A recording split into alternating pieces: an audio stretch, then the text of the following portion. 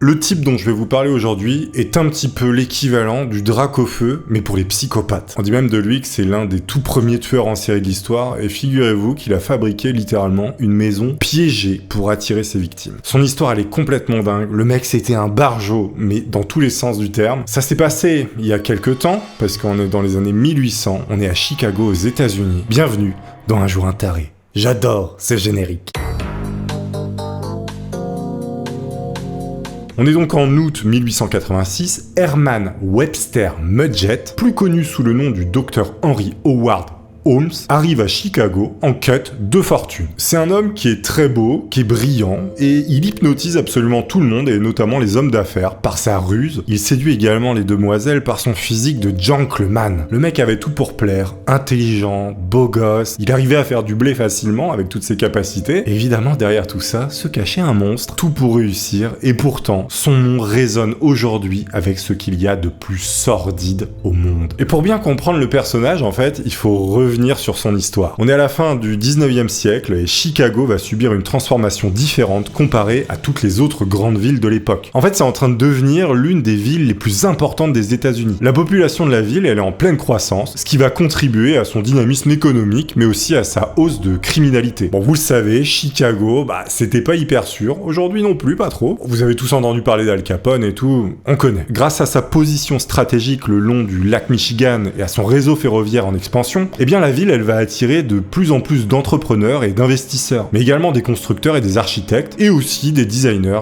et beaucoup de touristes. Et ils viennent de tous les pays aux alentours, donc le Canada, etc., mais aussi d'autres continents. Et ce n'est pas pour rien que Holmes, il va jeter son dévolu sur la ville de Chicago. Lui, il a bien l'intention de se faire de la thune là-bas grâce à tous ces changements, mais aussi grâce à sa police qui est plutôt distraite, on va dire. Il sait d'avance qu'en allant là-bas, en soudoyant la police, il pourra commettre tous les crimes qu'il a l'intention de faire. Bon, avant de s'installer à Chicago, en fait, il va quitter sa première femme qu'il fréquentait dans le New Hampshire. Et sa femme s'appelait Clara Lovering. C'est marrant, son nom de famille, ça fait belle sonnette. Je sais pas si ça se traduit comme ça, mais bon. Il va briser par la même occasion le cœur d'une flopée d'autres femmes. Oui, parce qu'il faut savoir que c'était un don Juan. Il se serrait n'importe qui, hein. Le mec, vraiment, il avait tout pour plaire. Des femmes, évidemment, auxquelles il avait promis mondes et merveilles. Selon ses propres mémoires, en fait, au moment où il va arriver à Chicago, eh bien, il possède l'âme d'un escroc, comme il dit, et a déjà tenté sans succès la fraude à l'assurance vie. Et à Chicago, en fait, il va décider de s'installer dans un quartier, notamment dans la banlieue. Et cette banlieue, elle s'appelle Englewood. Et justement, là-bas, il va trouver du travail en tant que médecin et pharmacien dans une officine de quartier. Il arrive à trouver du boulot, à s'installer, à s'incruster insigneusement dans la ville, pour ensuite que ça tourne mal. Lorsque le propriétaire initial de son officine va décéder subitement, et Holmes,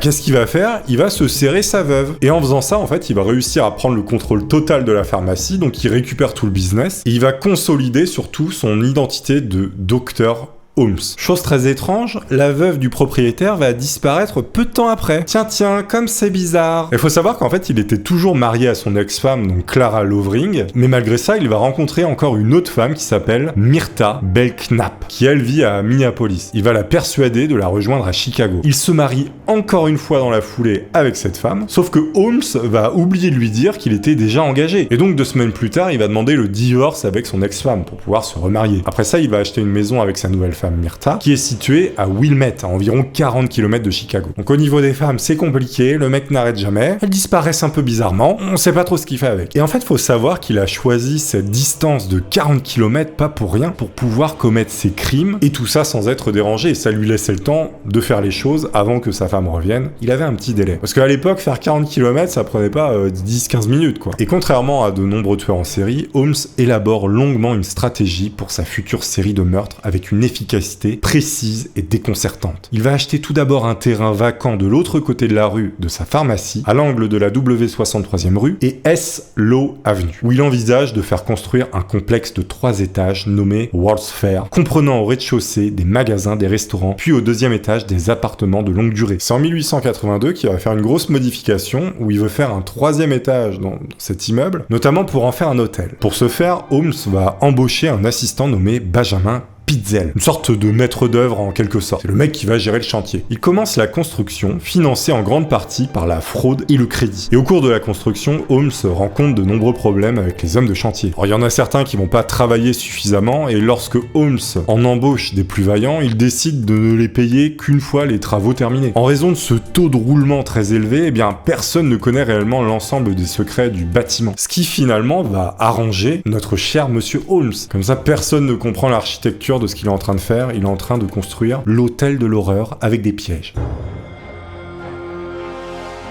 Par exemple, un grand four est placé au sous-sol, officiellement pour fabriquer du verre. Mais officieusement, c'est pour servir de crématorium. Non, parce que je veux bien que tu sois pharmacien, médecin, mais souffleur de verre en plus, ça commence à faire beaucoup. Et en plus tavernier, parce que t'as un hôtel. C'est bizarre, c'est louche. Quand t'as un four au sous-sol, c'est louche. Les plans de Holmes, ils sont plutôt simples. Il veut attirer autant de victimes que possible dans son hôtel. Puis, il brûlerait le bâtiment pour collecter l'argent de l'assurance et détruire toute preuve de ses crimes. En fait, vu de l'extérieur, le complexe est juste un grand bâtiment absolument tout simple. Et plutôt moche. Mais en revanche, à l'intérieur, c'est très chiadé et plutôt glaçant. Le mobilier est de goût, très onéreux, et ça brille partout. Et en fait, il a créé réellement tout un réseau de passages secrets, de trappes, de fausses portes dans les murs, et tout ça pour tuer vite et tuer bien. Et ça tombe à pic puisque Holmes a de quoi appâter ses proies. La foire de Jackson Park arrive en ville. Elle est également connue sous le nom de l'Exposition universelle de Chicago, de 1893. Faut savoir que cette exposition, c'est un événement majeur dans l'histoire de Chicago et des États-Unis en général. C'est un peu l'équivalent de l'exposition où il y avait la Tour Eiffel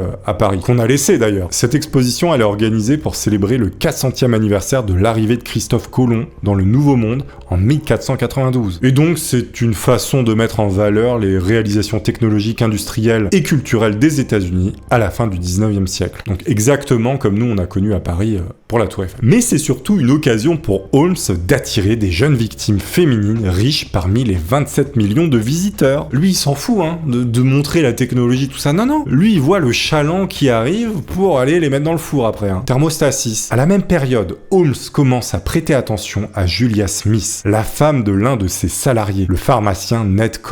Il fait également du gringue à la sœur de Julia, Gertrude. Et comme à son habitude, il n'a pas fallu bien longtemps avant que la Gertrude ne lui tombe dans le museau. Lorsque la petite affaire est découverte, Gertrude s'est enfuie dans l'Iowa avec honte. Elle est tombée malade et puis est morte peu de temps après. Il faut savoir que Julia, elle, par la suite, elle tombera sous son charme, qui était la femme de l'un de ses employés, je précise. Bon, à cette époque, Holmes, il va vendre sa pharmacie à Ned. Il va essayer, en faisant ça, de fuir ses dettes en effectuant cette vente. Les créanciers commençaient à le sommet de payer. Sauf que Ned est désormais le propriétaire légitime de la pharmacie et il hérite donc de toutes les dettes impayées de Holmes. Donc le mec ne s'arrêtait jamais, c'est-à-dire qu'il arnaquait les gens, il montait des business, il faisait des dettes sur ses business et il vendait ses dettes à des gens.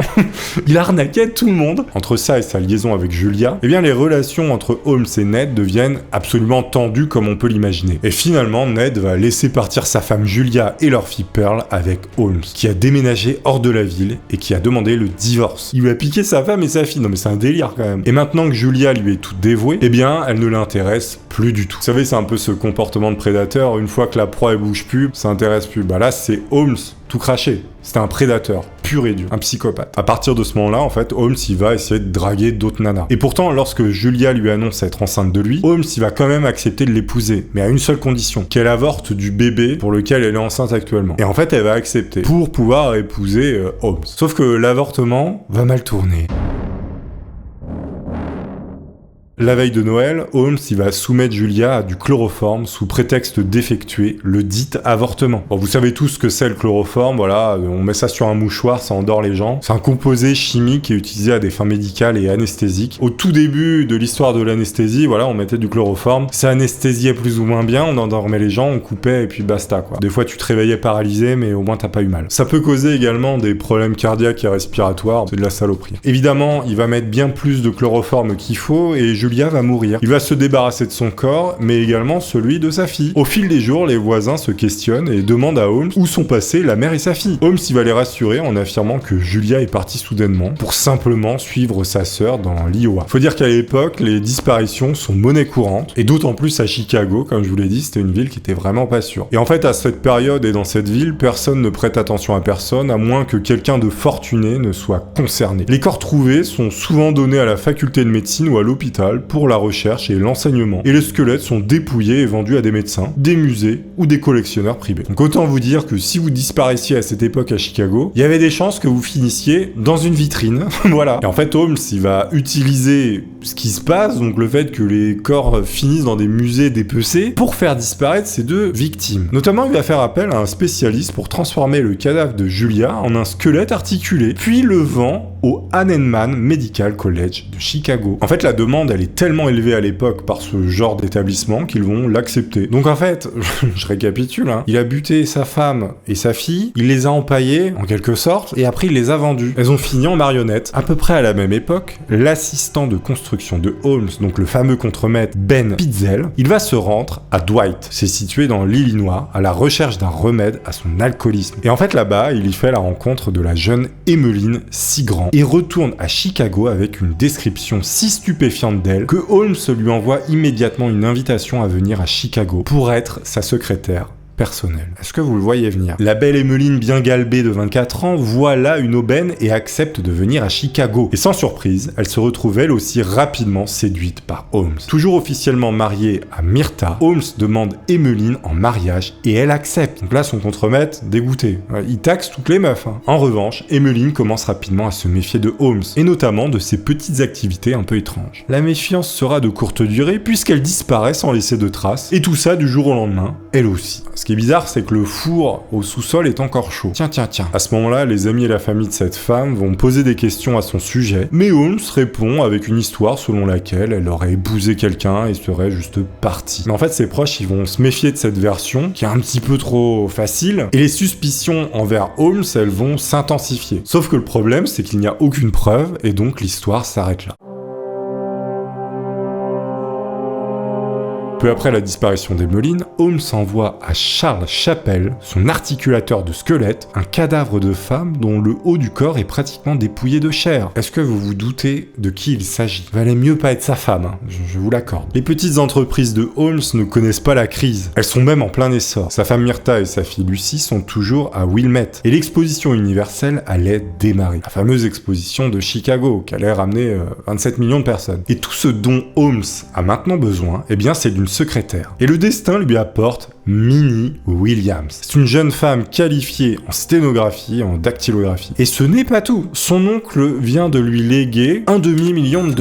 Tiens, Holmes, il est très intéressé. Voyons. Minnie n'est pas une inconnue. Il s'avère que Holmes l'avait déjà rencontrée à Boston quelques années auparavant. Et Minnie était évidemment tombée amoureuse de lui. Comme d'habitude.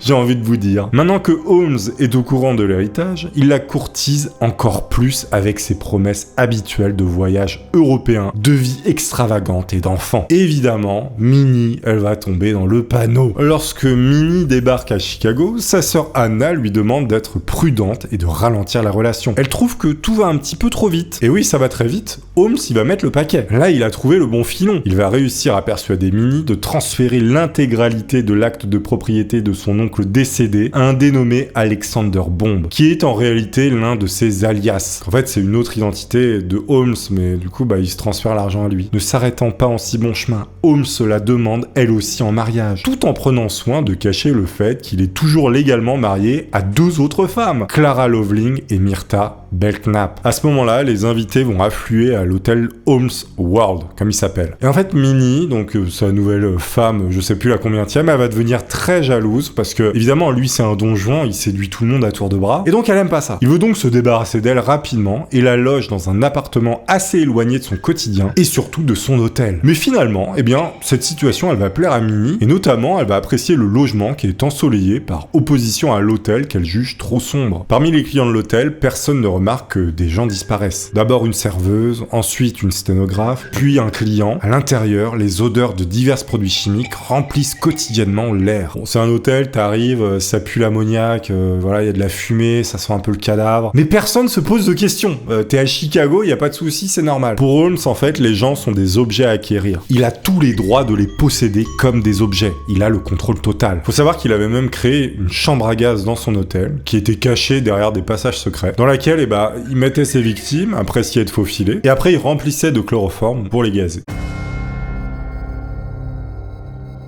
Ensuite, il fait disparaître les corps grâce à son four qui est au sous-sol. Ou bien il les enterre dans des fosses remplies de chaux vives. Lorsqu'Anna, la sœur de Minnie, arrive pour une visite, elle est rapidement enchantée par ce monsieur Holmes et Chicago. La grandeur exotique de la foire mondiale la laisse totalement abasourdie. Holmes, voyant une nouvelle dame arriver, eh bien, il va tout simplement l'inviter dans son hôtel et lui proposer de rester tout l'été, gratuitement. C'est un équivalent de Uber Eats, mais pour psychopathe, hein. La meuf se livre elle-même. Évidemment, Anna, elle est conquise. Elle écrit une lettre d'éloge à sa tante, lui indiquant que Holmes allait l'emmener avec Minnie pour toute une tournée mondiale de voyages spectaculaires, qu'ils ne feront évidemment jamais. Avant qu'elle ne reprenne la route pour rentrer chez elle, Holmes propose cependant à Anna de lui faire une visite de l'hôtel toute seule. Lui et elle, les deux. C'est pas bon. Au cours de cette visite exclusive qui exalte Anna, eh bien Holmes, au lieu de la diriger dans les différents couloirs pour lui montrer quoi que ce soit, eh bien il va l'emmener derrière une porte secrète, sous un couloir secret, dans une trappe secrète, tout ça qui amène vers cette fameuse chambre à gaz, dans laquelle il l'enferme et dans laquelle il la gaze. Pour dissimuler sa disparition, il va inviter Minnie à son hôtel pour les rejoindre et la tue en suivant. Donc là, il a rasé tout le monde, hein. Le mec a pété un plomb. Il avait pété un plomb avant, mais bon,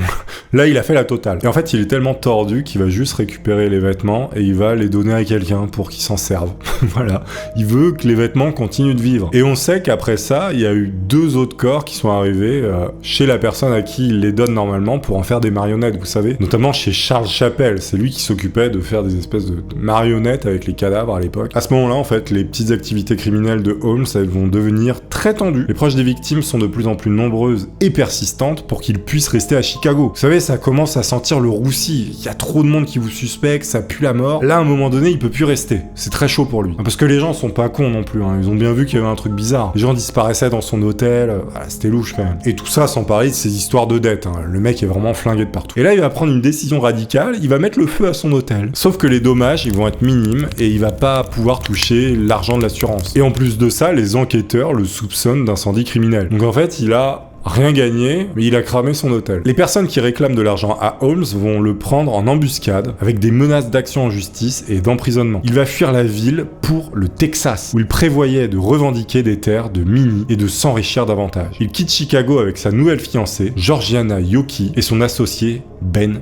Pitzel. Mais avant de partir, eh bien, il prend soin de souscrire une assurance vie à Ben Pitzel. Pourquoi ?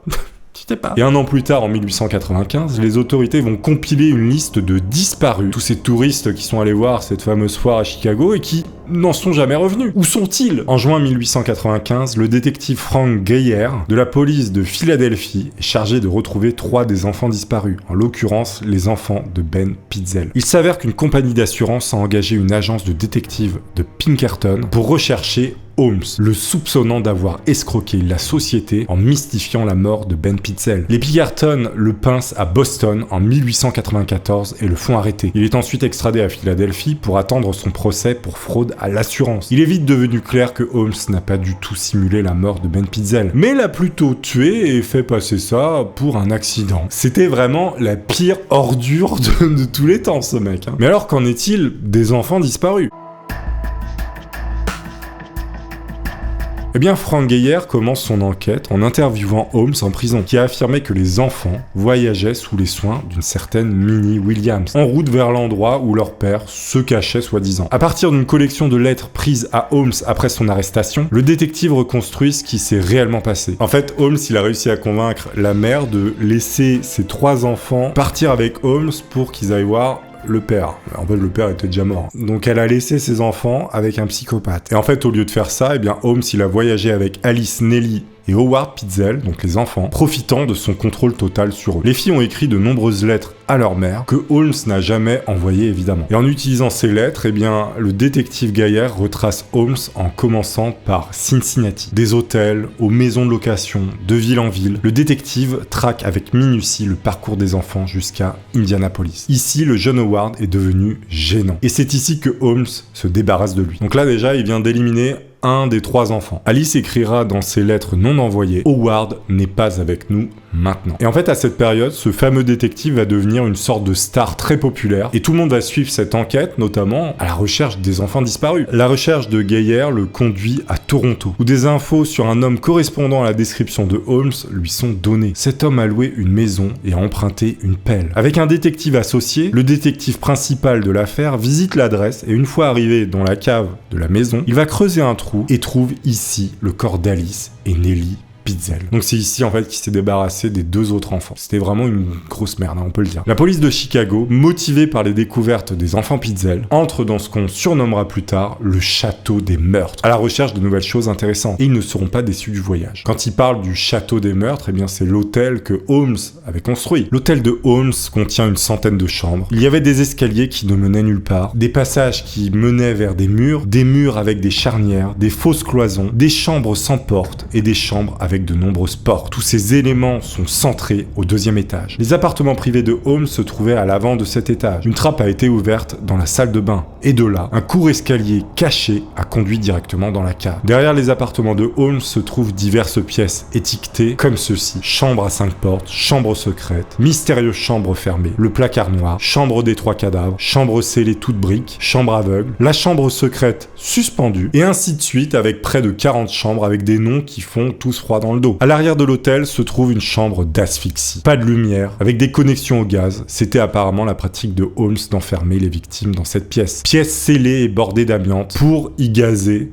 ses victimes. Immédiatement derrière la chambre d'asphyxie se trouve une goulotte où les corps pouvaient être transférés directement au sous-sol à l'abri des regards. Donc en fait, une fois qu'il les avait gazés, il les balançait dans un tube. Vous savez les trucs de chantier là qui tombent pour jeter les gravats? Bah il avait mis un truc comme ça, il mettait les corps, ça partait directement au four quoi. Certaines des pièces de ces 2 étages sont bordées de plaques de fer. Certaines ont de faux planchers qui cachent de minuscules chambres sans air et presque toutes ont des connexions au gaz. Donc en fait, ils pouvaient gazer n'importe qui, n'importe quand. Les portes de toutes les pièces sont câblées à un système d'alarme finement élaboré qui sonne et prévient Holmes en cas de tentative de fuite. Et en fait, c'est la cave qui est peut-être la partie la plus incroyable du bâtiment, ce bâtiment des enfers. Elle est équipée d'une table d'opération et d'un crématoire, mais également d'une fosse contenant de la chaux vive et des acides. Il y a également des instruments chirurgicaux et diverses pièces d'appareils qui ressemblent à des supports de torture médiévale. Les enquêteurs trouvent des os, des chaussures pour femmes carbonisées, des vêtements en lambeaux, et il y a même des cheveux humains qui bouchent un tuyau de poêle. Et ils y trouvent également, évidemment, des restes humains.